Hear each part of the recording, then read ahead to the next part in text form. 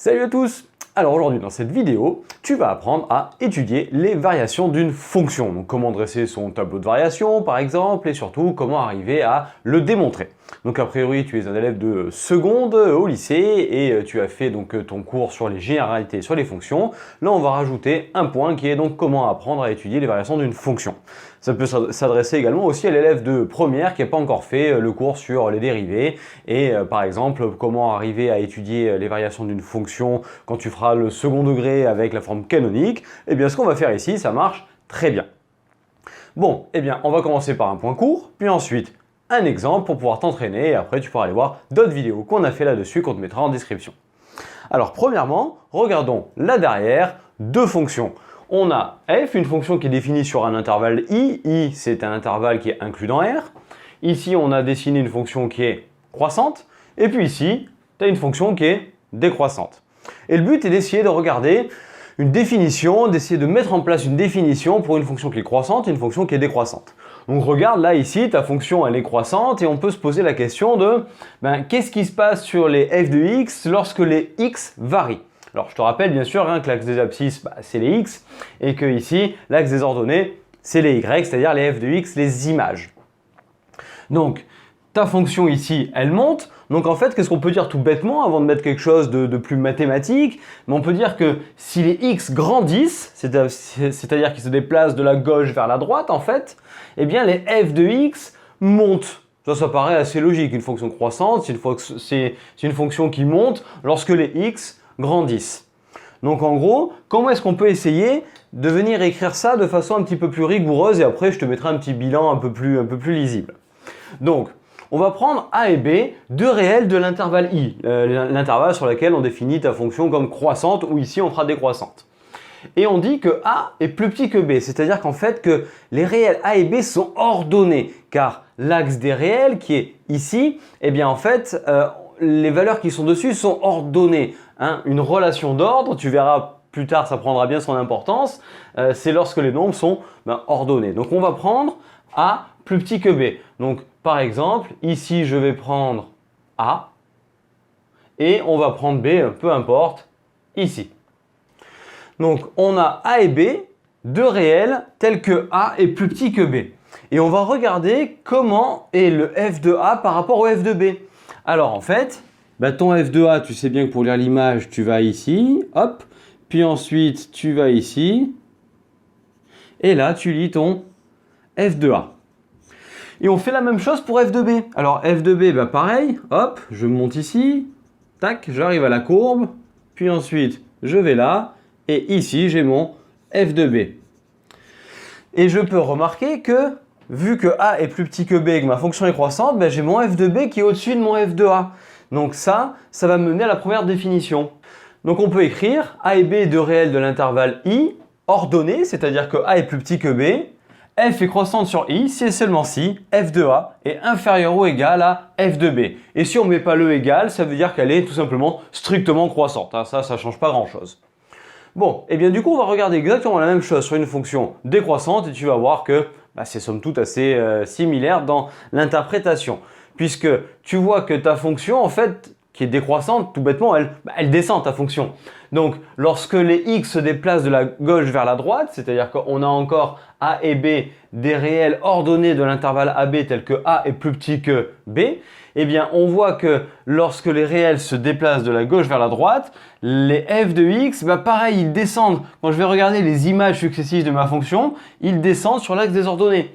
Mais en fait, c'est exactement la même chose. Ici, on va prendre un réel a qui est plus petit qu'un réel b et on va venir lire les images. Donc ici, hop, on va sur la fonction, on lit à cet endroit-là f de a, puis on fait la même chose avec b, je descends à la fonction, puis ici, hop, je viens placer mon f de b, et tu peux voir que ici j'ai a qui est plus petit que b, là ça me mène à f de a qui est au-dessus de f de b. Ça me montre bien que lorsque les x grandissent, les f de x diminuent. Donc on va marquer la même chose ici, et on a f est décroissante sur i si et seulement si f de a est supérieur ou égal à f de b. Donc en fait, on est passé de a plus petit que b à f de a plus grand que f de b. Et donc en fait, qu'est-ce qui s'est passé sur une fonction croissante et une fonction décroissante? Eh bien on voit que la fonction croissante, elle est partie de a plus petit que b et elle arrive à f de a inférieur ou égal à f de b. Donc en fait, l'ordre qui est ici est le même. L'ordre est dit conservé. Donc on dit qu'une fonction croissante conserve l'ordre.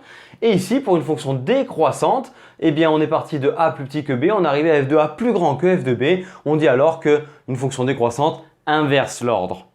Donc j'espère que tu as bien compris le principe. Pour étudier les variations d'une fonction, dans des cas où c'est possible en seconde, eh bien en fait, il suffit de prendre des réels sur l'intervalle où on te demande de l'étudier, de les ordonner, dire a plus petit que b, ça on pose, et ensuite de venir comparer f de a et f de b. Donc en gros, en partant de a et b, soit tu recomposes ta fonction et tu arrives à f de a, f de b, ou alors, pour comparer, comment est-ce qu'on fait? Eh bien en fait, on fait tout simplement la différence des deux. Donc tu peux faire f de b moins f de a ou f de a moins f de b et étudier le signe. Alors, je te fais un petit topo, je te le mets là, et tu regardes un petit peu la définition marquée de façon un petit peu plus rigoureuse. Donc tu peux voir que dedans, il y a un signe, là, le sorte de A à l'envers, ça veut dire quel que soit ou pour tout. Donc j'espère que ton professeur de seconde l'utilise. En tout cas, c'est un langage universel en maths qu'on utilise beaucoup, qu'on appelle les quantificateurs universels. Donc il veut dire pour tout. Et donc, regarde les deux définitions que je te mets dedans. Donc on te dit, comme on a dit tout à l'heure, soit f, une fonction qui est définie sur un intervalle i qui est inclus dans R, et on nous dit qu'une fonction f est croissante sur cet intervalle si et seulement si, quels que soient les réels a et b de l'intervalle i, ordonnés, c'est-à-dire tel que a est plus petit que b, eh bien c'est équivalent à f de a plus petit que f de b pour une fonction qui est croissante. Donc on a une fonction croissante qui conserve l'ordre, et pour l'autre, si on aura encore a plus petit que b avec a et b deux réels de l'intervalle i, on se retrouve pour une fonction décroissante avec f de a plus grand que f de b. Et ça nous amène à une fonction décroissante, une fonction qui inverse l'ordre. Donc voilà les définitions qu'il faut que tu retiennes. Et la méthode pour étudier ça, c'est tout simplement de comparer f de a et f de b en sachant que a est plus petit que b. Donc voilà pour le point court. Maintenant, on va le mettre en application. Alors maintenant, notre petit exemple où tu prends une fonction f qui est définie par f de x est égal à 2 moins 3 sur x plus 1. On nous demande de déterminer le domaine de définition puis de montrer que la fonction est croissante sur un intervalle donné. Alors, premier point, le domaine de définition. Donc, tu peux aller voir la vidéo que je te mets ici sur comment déterminer le domaine de définition d'une fonction. On t'en met en description. Si tu ne comprends pas bien ça, ça te permettra de faire un petit point là-dessus. Donc je te rappelle que le domaine de définition d'une fonction, c'est l'ensemble des valeurs pour lesquelles la fonction existe. C'est-à-dire qu'en fait, on ne va pas chercher est-ce que ça marche pour elle, est-ce que ça marche pour elle. Non, on ne va pas s'embêter à faire ça, mais par contre, on va aller regarder plutôt où est-ce qu'elle n'existe pas. Et ici, tu peux voir que 2, ça, tout va bien, ça existe, 3 aussi. Mais là, tu vois l'opérateur division avec des x en bas. Et vu qu'il y a des x en bas, eh bien, tu sais que, tu te souviens, interdit de diviser par 0. Et donc, en fait, ta fonction, elle va exister si et seulement si ça, le dénominateur, est différent de 0. C'est ça qui va te mener au domaine de définition. Donc en fait, on va dire que f existe si et seulement si x plus 1 est différent de 0, tout simplement. Donc en fait, ça te fait une toute petite équation à résoudre. Donc ça te fait x plus 1 égale 0 que tu résous, ce qui te mène à x est égal à moins 1. Donc en fait, ton dénominateur vaut 0 si x est égal à moins 1. Donc ça te mène au domaine de définition. Donc df est égal à r privé de moins 1. Donc voilà le domaine de définition que tu peux aussi d'ailleurs écrire sous la forme moins l'infini moins 1 exclu, c'est ta valeur interdite que tu dois sortir, union moins 1 exclu plus l'infini. Bon, évidemment, cette forme-là, elle est plus légère à écrire, elle est plus sympa que celle-ci qui est un peu lourde. Et tiens, hop, tu retrouves une des deux parties qui était là. Donc en fait, on te demande de montrer que la fonction est croissante sur l'intervalle qui est à gauche. Mais tu vas voir que ce qu'on va faire, en fait, ça ne va pas avoir beaucoup d'impact et on pourrait exactement faire la même chose ici. Donc passons maintenant à la deuxième question de cet exercice qui est montrer que f est croissante sur moins l'infini, moins 1. Et donc, on se souvient de ce qu'on a vu juste avant pour montrer qu'une fonction est croissante ou décroissante. Il suffit de prendre deux réels a et b de l'intervalle sur lequel on l'étudie. Donc ici, i Eh bien, c'est cet intervalle-là, celui qui est donné dans l'exercice. Donc, on va prendre A et B strictement plus petit que moins 1, tel que A plus petit que B. Et on va comparer f de B et f de A. Le but, vu que la fonction doit être croissante, c'est que ta fonction doit conserver l'ordre. Donc, en prenant A plus petit que B, il faudra que f de A soit plus petit que f de B. On a ça en tête, comme ça on sait ce qu'on doit faire et on sait sur quoi on doit tomber. Donc du coup, on met en place. Donc tu rédiges un petit peu, soit A et B, 2 réels de I, on dit que I c'est moins l'infini moins 1, tel que A plus petit que B et plus petit que moins 1, important à préciser dans la mesure où on est dans ce domaine. Et donc, nous, notre but, on a dit, c'est de comparer f de B et f de A. Et donc là, tu as deux façons pour le faire. Une vidéo qui va te permettre de voir la comparaison de f de B et f de A, c'est ici. Et d'autres vidéos qu'on te met en description où tu vas pouvoir voir en partant de A et B, comment est-ce qu'on marche en recomposant la fonction. Ce sont les deux méthodes, les deux marchent plutôt bien. Des fois, une est mieux que l'autre en fonction d'exercice. Des fois, les deux marchent et là, peu importe. Donc moi, je te propose ici de faire f de B moins f de A pour les comparer et voir lequel est le plus grand des deux. C'est-à-dire que si f de B est plus grand que f de A, c'est que f de B moins f de A sera positif et sinon ça sera négatif et on pourra conclure. Allez, c'est parti, on rédige un peu, on dit calculons et étudions le signe de f de B moins f de A. Et ensuite on calcule f de B moins f de A, donc en fait tu prends ta fonction et tu remplaces tx par B et par A, ce qui donne donc 2 moins 3 sur B plus 1 pour f de B, moins, et pour f de A, 2 moins 3 sur A plus 1. Bon, déjà, tu as un moins ici, donc 2 moins 2, ça dégage. Et donc, on va juste réécrire maintenant ça sans la parenthèse. Moins par moins, ça fait plus. Je vais le marquer en premier. Ça va donc faire 3 sur A plus 1, moins 3 sur B plus 1. Bon, maintenant, ce qu'il faut faire pour étudier le signe, on est beaucoup plus à l'aise avec tout ce qui est produit quotient. Donc en fait là, réflexe, on réduit au même dénominateur. Donc ici, ton dénominateur c'est A plus 1, ici c'est B plus 1. Celui-ci, tu vas le multiplier en haut en bas par B plus 1 et celui-ci en haut en bas par A plus 1. Donc lui multiplié par B plus 1, ça fait 3 facteurs de B plus 1. Lui multiplié par A plus 1, ça fait moins 3 facteurs de A plus 1. Et au dénominateur, donc le dénominateur commun est A plus 1 facteur de B plus 1. Le bas, tu touches pas. Puisque pour étudier le signe, ça sera plutôt facile sous une forme factorisée. Si tu développes, ça va donner un truc un peu dégueulasse, pas pratique à étudier. Donc, tu ne touches pas ta réduction au même dénominateur, tu la laisses comme ça. Par contre, en haut, on va développer et on va surtout pouvoir simplifier un petit peu. Puisqu'on se retrouve avec 3b, donc ça, on le garde. On a plus 3 et ensuite moins 3a, moins 3. Donc, moins 3a, moins 3. Et tu peux voir qu'à ton numérateur, les 3 dégagent. Donc, on obtient une forme maintenant qu'on peut à nouveau un petit peu factoriser. On obtient 3b moins 3a sur a plus 1b plus 1. Et en fait, tu vois que tu peux mettre ton 3 en facteur. Donc la forme finale est f de b moins f de a égale 3 facteur de b moins a, le tout divisé par a plus 1 facteur de b plus 1. Et donc pour comparer deux quantités qui sont f de b et f de a, en fait, on a calculé la différence des deux et maintenant on va étudier le signe. Sachant que, attention, il faut qu'on utilise ça, sinon évidemment on ne peut pas bien étudier le signe. Donc on a A plus petit que B et A et B sont tous les deux plus petits que moins 1. Avec ces données-là, ça va te permettre d'étudier le signe qui est ici. Donc en fait, tu peux prendre maintenant chacun des termes, il y en a 4, mais 3 il est évidemment positif. Donc déjà on va regarder comment est B moins A. Donc premier point, hop, on sait que A plus petit que B. Donc A plus petit que B, ça me mène à quoi?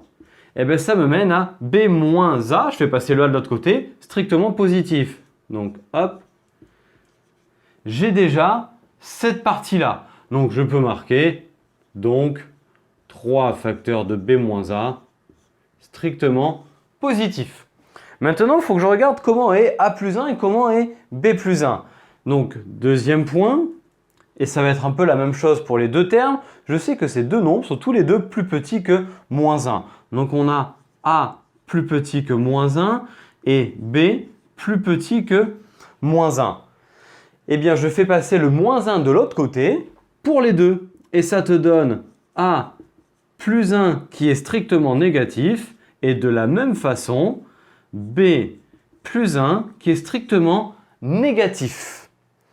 Eh bien, tu vois qu'on a fait apparaître le produit des deux ici. Donc, je peux le marquer puisque si deux termes sont négatifs, moins par moins, ça fait plus. Donc, on a le signe du dénominateur A plus 1 facteur de B plus 1, moins par moins, plus, strictement positif.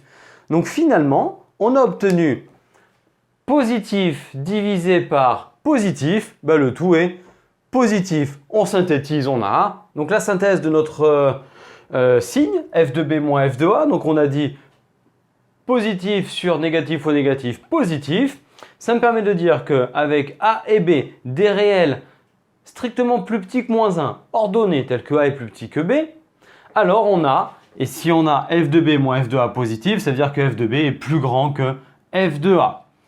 Donc au final, on est parti de B plus grand que A avant moins 1, et on arrive à f de B plus grand que f de A. Donc la fonction conserve l'ordre, donc sur l'intervalle moins l'infini moins 1, elle est croissante. Ce qui permettrait de faire un tableau de variation aussi, on peut très bien le mettre comme ça, plutôt que de faire une phrase. Après, la phrase marche très bien. Tu fais ton tableau si on te demande, sinon ce n'est pas obligatoire. Mais tu peux voir un point ici, avant de finir, que tout ce que l'on a fait ici, le fait que l'on soit dans cet intervalle n'a eu qu'un impact à un moment donné qui a été ici, puisque vu que A plus petit que B, on le prendra toujours. Si on se mettait dans l'autre intervalle avec A plus petit que B, mais cette fois-ci plus grand que moins 1. C'est-à-dire que si je ne me mettais pas dans cet intervalle-là, mais dans celui-ci, qu'est-ce que ça changerait? Est-ce que ça changerait radicalement les choses? Donc pour la partie A plus petit que B, ici c'est pareil. Donc quand je ferai f de B moins f de A, mon calcul serait bien sûr le même. Et ici j'aurai le même résultat à la fin. Donc j'aurai le même signe à étudier là derrière. Est-ce que l'impact du fait qu'on soit après moins 1 va avoir un effet? Ici on a vu sur B moins A, aucun, c'est la même chose. Maintenant, on n'a plus A plus petit que moins 1 et B plus petit que moins 1. On a A plus grand que moins 1. Eh bien, ça va faire quoi? Si je fais passer le moins 1 de l'autre côté, ça va me faire A plus 1 positif. Et ensuite, lorsque je vais avoir B plus grand que moins 1, ça va me faire B plus 1, ce terme-là, positif. Donc, je vais avoir positif, positif, positif. Le tout est positif. Donc, en fait, ce que ça va changer ici, ça sera positif, mais à la fin, plus par plus, ça fait plus. Donc à la finalité, le dénominateur sera aussi de même signe. Donc aucun impact et on démontrerait exactement de la même façon que la fonction qui t'est proposée ici est aussi strictement croissante sur l'intervalle moins 1 plus l'infini. Donc voilà un petit exemple d'application du cours qu'on a fait en début de cette vidéo pour apprendre à étudier les variations d'une fonction à partir de deux réels A et B quelconques ordonnés et de la comparaison de f de B et f de A sans recomposer la fonction mais en étudiant le signe de f de B moins f de A. Donc j'espère que tu as bien compris ce qu'on a fait ici. Entraîne-toi, refais-le par toi-même et va regarder les autres vidéos qu'on te propose en fin et en description pour t'entraîner. Mais j'espère que cette vidéo t'a plu, je te remercie de l'avoir suivi jusqu'au bout. Si tel est le cas, n'hésite pas à me lâcher le petit pouce bleu vers le haut, ça fera toujours plaisir, à la partager auprès de tes amis et à venir la commenter, en dire ce que tu penses. Puis tu peux également nous rejoindre sur internet, sur nos réseaux sociaux Facebook et Instagram. Et d'ici à la prochaine vidéo, je te souhaite une très belle journée et je te dis à très bientôt. Allez, ciao à tous!